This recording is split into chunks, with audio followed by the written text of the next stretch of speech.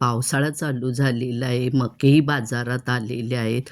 प्रत्येकजण काही ना काही मक्यापासून बनवतंच. पण मी ह्या मक्यापासून काय बनवणार आहे, हे बघण्यासाठी हा व्हिडिओ शेवटपर्यंत बघत राहा.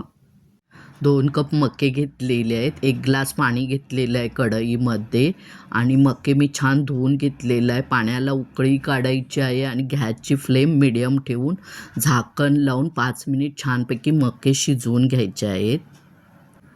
एक कांदा घेतलेला आहे.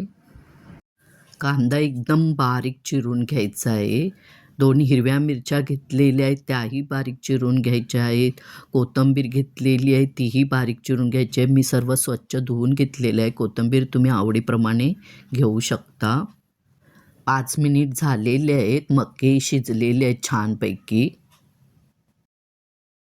नेहमीसारखी खोबऱ्याची किंवा शेंगदाण्याची चटणी बनवणार नाही आहे, थोडी वेगळी बनवणार आहे. त्यासाठी मी अर्धा कांदा घेतलेला आहे, 4 लसूण पाकळ्या घेतलेल्या आहे, अर्धा टोमॅटो, 2 हिरव्या मिरच्या, आल्याचा एकदम छोटासा तुकडा, कोथिंबीर आवडीनुसार, अर्धा चमचा मीठ, पाव चमचा जिरं घेतलेलं आहे आणि 2 चमचे दही घेतलेलं आहे.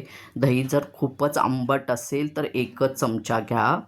मिक्सरला छानपैकी फिरवून बारीक पेस्ट करून घ्यायची आहे. इथे फक्त मी पाववाटी पाण्याचा वापर केलेला आहे. दिसायला पण छान दिसते आणि चवीला पण एकदम छान होते. आवडली तर लाईक करा आणि शेअर करा तुमच्या मित्रमैत्रिणी, नातेवाईकांना आणि त्यांनाही सांगा लाईक आणि शेअर करायला. मी माझे व्हिडिओ मंगळवार आणि शुक्रवार अपलोड करते, तर ते बघण्यासाठी जर तुम्ही फॉलो आणि सबस्क्राईब केलं नसेल तर माझ्या चॅनलला सबस्क्राईब आणि फॉलो करा. मके आता गार झालेले आहेत, तर ते आता मिक्सरला आपण छानपैकी बारीक करून घ्यायचं आहे. पण त्याच्यामध्ये अजिबात पाण्याचा वापर करू नका, असंच फिरवून घ्या.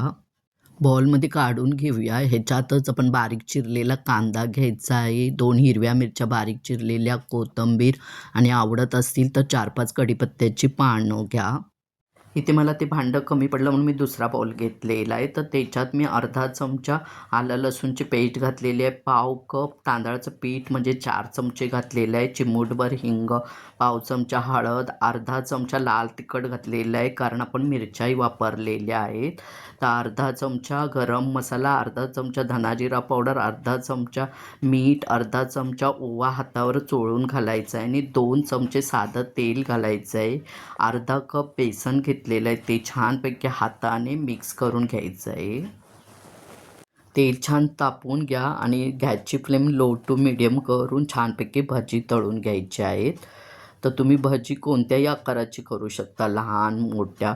एक साईड अर्धा मिनिट तळून घ्यायचे आहेत, भजी उलटवून घ्यायचे आहेत आणि दुसरी साईड अर्धा मिनिट छानपैकी तळून घ्यायचे आहेत. तर बघू शकता आता आपली भजी तयार झालेली आहेत. आपण काढून घेऊया प्लेटमध्ये.